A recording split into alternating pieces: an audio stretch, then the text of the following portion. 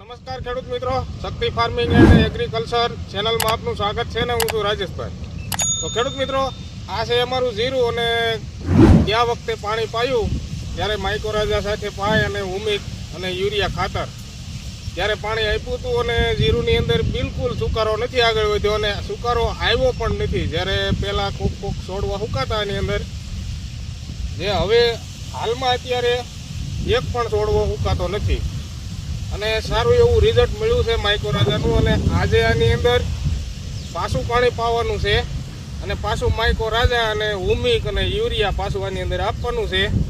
અને ખાસ કરીને જીરાની અંદર તો આપણે વાદળછાયું હવામાન ગયું, જેમાં પાણી પાયું અને 1-2 દિવસ પછી જ વાદળછાયું વાતાવરણ થઈ ગયું હતું. તેમ છતાંય ભૂકો જીરામાં લાગ્યો નથી અને ત્યાર પછી આનો વિડીયો પણ નથી બનાવ્યો. તો તમને બધાને એમ છે કે રાજેશભાઈના જીરાનું કેમ થયું હશે, પાણી પાયું હતું, વાદળા થયા હતા અને પાણી પણ મોડું હતું અને સૂકો આવવાની શક્યતા હતી પણ. અને દર વર્ષે અમે છેડે કૂવામાં પાણી ખૂટી જાય ત્યારે ડારનું પાણી પાતા હોઈએ છીએ, પણ ડારનું પાણી બિલકુલ કાંઈ કામ ન આપે ને એ રીતનું પાણી છે. જોકે હાવ મોડું, આપણે પી પણ ન શકીએ. અને જીરાની અંદર પાઈ તો કાંઈ પણ ગણ ન કરે અને છોડનો વિકાસ પણ નહોતો થતો. તો આ જીરાની અંદર આપણે સાથે માઇક્રોરાજા અને હુમિક અને યુરિયા પાણી સાથે આપ્યું હતું, જેનાથી ફાયદો મળ્યો છે અને જીરું પણ ઘણું સારું થઈ ગયું છે. અને હવે આપણે છોડ જોઈશું, કોઈ પણ જગ્યાએ ક્યાંય છોડ સુકાતા નથી.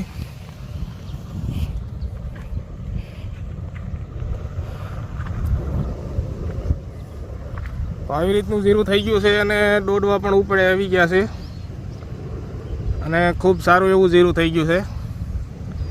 અને હજી આની અંદર હવે હુકો આગળ નથી વધ્યો અને હુકો આવ્યો પણ નથી. જે માઇક્રોરાજા અને હુમિક પાવાથી રિઝલ્ટ સારું એવું મળ્યું છે. અને હુકો છે નહીં તો હજી એમ થાય છે કે એક પણ પાઈ દઈ, કારણ કે તડકા પડે છે.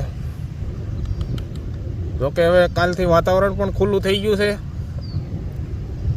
અને પવન પણ આજે નીકળી ગયો છે, એટલે બહુ કાંઈ વાંધો નહીં આવે. તો જે કોઈ મિત્રને જીરા પાણી પાવું હોય તો અત્યારે 1-2 દિવસમાં પાઈ શકો છો. અને ત્યાર પછી 3, 4, 5 તારીખમાં પાછું વાદળા થાય એવી શક્યતા છે.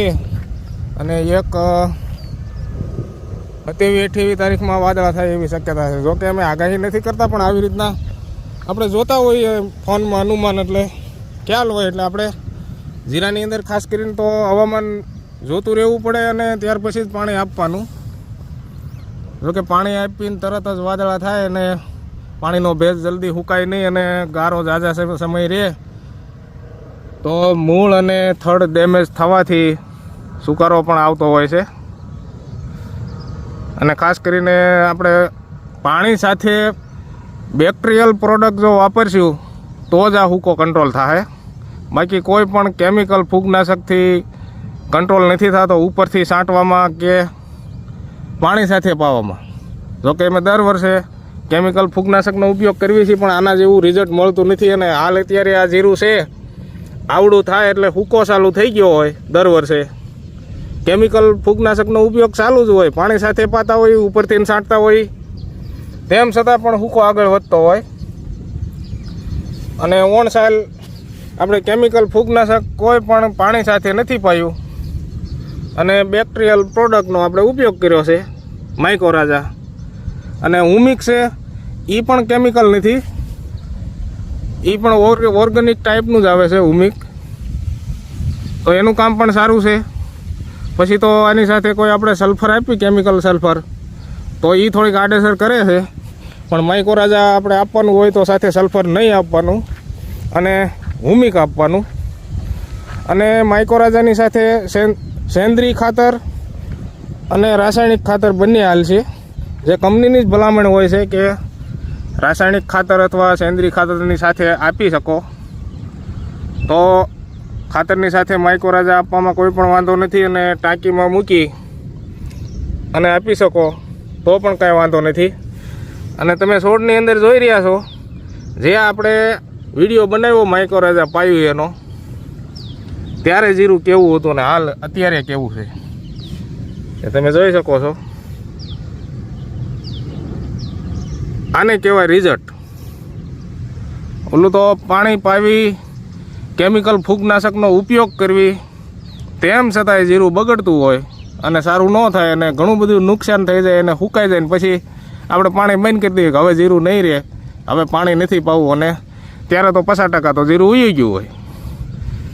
અને આ છે બ્લોક નંબર 2માં જીરું, અને આની અંદર 3 વખત વાવી વાળ્યું છે અને ઓણ 4મી વખત વાવવાનું છે. તો પહેલી વખત જ્યારે વાવ્યું ત્યારે આવી રીતનું થયું હતું અને હૂકો પણ નહોતો. પછી બીજા વર્ષે થોડો હૂકો આવ્યો, ત્રીજા વર્ષે થોડોક વધારે હૂકો આવ્યો, અને ઓણ 4થું વર્ષ છે તો ઓણ તો આની અંદર હૂકો આવવાની શક્યતા હતી જ. અને જે જગ્યાએ હૂકો આવતો હોય એ જ જગ્યાએ જીરામાં દર વર્ષે હૂકો આવે છે. તો આની અંદર બેક્ટેરિયલ પ્રોડક્ટનો ઉપયોગ કર્યો, જેનાથી રિઝલ્ટ બહુ ખૂબ સારું એવું મળ્યું છે.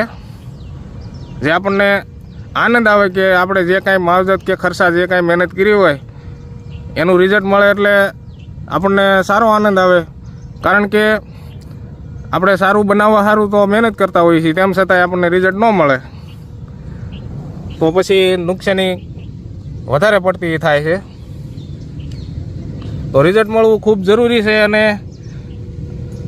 આ વિડીયોમાં બન્યા રહેજો. હજી આપણે ખાતરની અંદર માઇક્રોરાજા અને હુમિક અને યુરિયા ખાતર એની સાથે મિક્સ કરવાનું છે પ્રમાણસર, અને પછી આ જીરાને પાણ પાવાનું છે. અને હવે આ એક પાણ પીસી એટલે જીરું કમ્પ્લીટ પાકે ત્યાં સુધી પાણી નહીં જોઈએ એવું અમને લાગે છે એની અંદર, કારણ કે છોડનો વિકાસ ઘણો જ થઈ ગયો છે. જે તમે જોઈ શકો છો છોડમાં ફાલના ડોડવા પણ આવવા મળ્યા છે. અને હવે એક પાણ પી જાય એટલે તો હવે આમાં એક પાણ પીશે એટલે ડોડવા જ બધા બની જશે અને દાણા પણ બની જશે. પછી જો જરૂર પડે તો જ પાણી પાવું છે, નકર નથી પાવું. આવી રીતનું જીરું સારું એવું થઈ ગયું છે.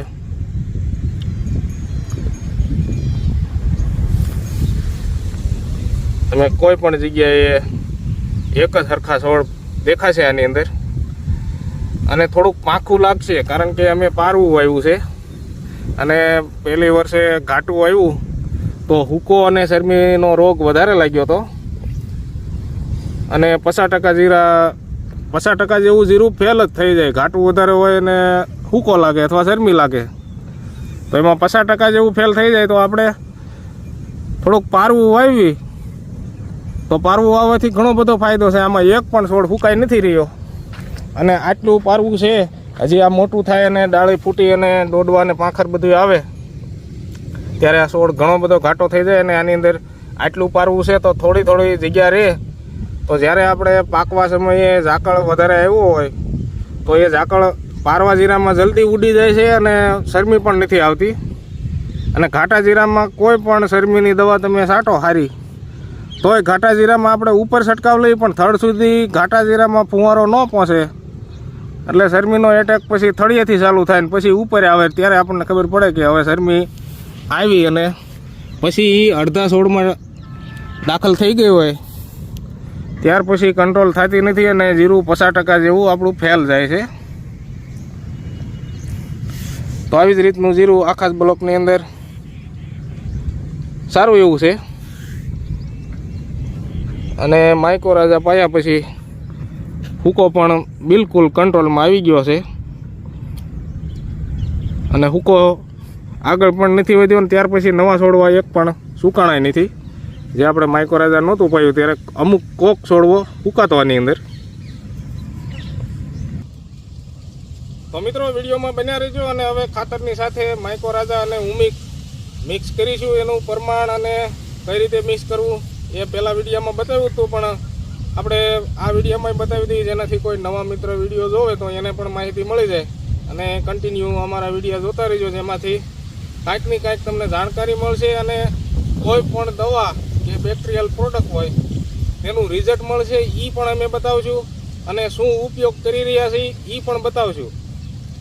તો આપણે વિડીયોમાં બન્યા રહેજો. અને ખાતરની સાથે માઇક્રોરાજા અને હુમિક મિક્સ કરવી એ પણ બતાવશું. તો ખેડૂત મિત્રો, હવે આ માઇક્રોરાજા અને હુમિક ખાતરની સાથે મિક્સ કરી લઈશું અને આ ખાતર અસખેલે આ 2 ખાતર નાખવાના છે, જે આ ઓર્ગેનિક ફર્ટિલાઇઝર ખાતર છે ટાઈગર પાવર પ્લસ, જે સ્ક્રીન ઉપર ફોટો બતાવી એમાં એ ટાઈપનું બેગ આવે છે, 50 કિલોની બેગ આવે છે અને ઓર્ગેનિક ફર્ટિલાઇઝર છે, જે બીજા કોઈ મિત્રને યુરિયા ન નાખવું હોય તો આ ખાતર સાથે માઇક્રોરાજા હુમિક આપી શકો છો અને સારું રહેશે.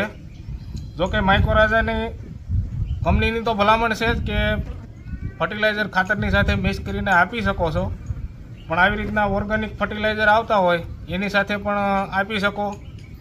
તો આ ઓર્ગેનિક ખાતર ફર્ટિલાઇઝર છે એની અંદર નાઇટ્રોજન અને ફોસ્ફેટ, પોટાશ અને ઓર્ગેનિક કાર્બન એવી રીતના એની અંદર તત્વો આવે છે અને ખાતર સારું આવે છે. અમે દર વર્ષે જીરામાં ઉપયોગ કરવી છીએ અને રિઝલ્ટ પણ સારા મળે છે.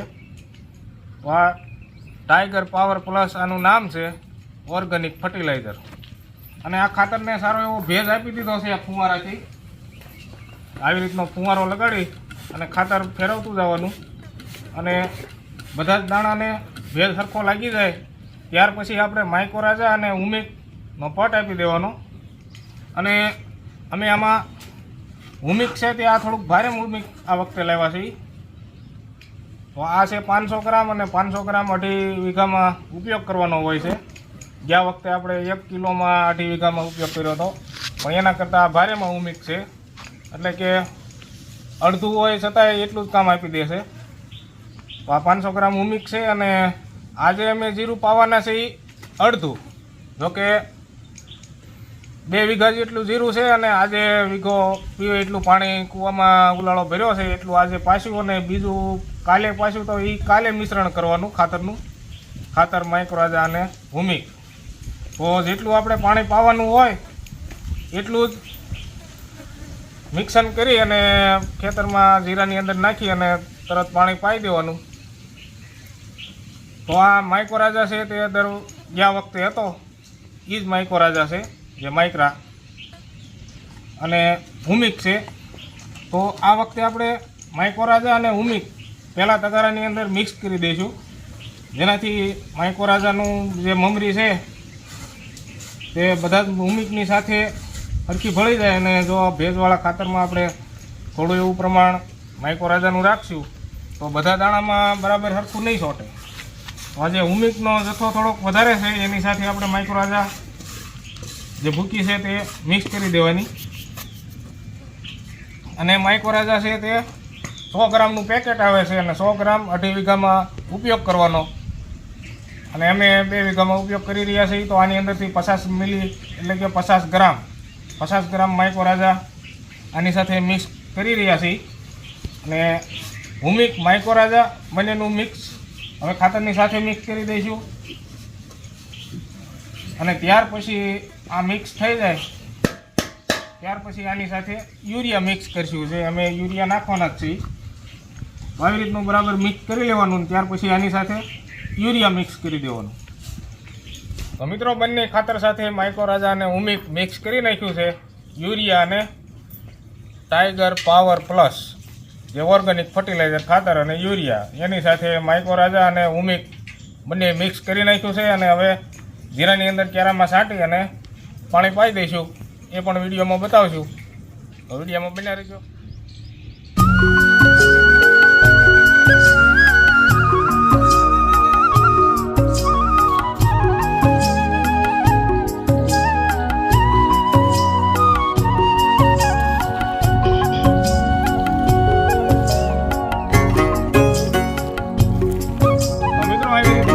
આગળ ખાતર નાખતા જઈએ છીએ અને પાણી પાતા જઈએ છીએ. પાણી ચાલુ છે, તમે જોઈ શકો છો.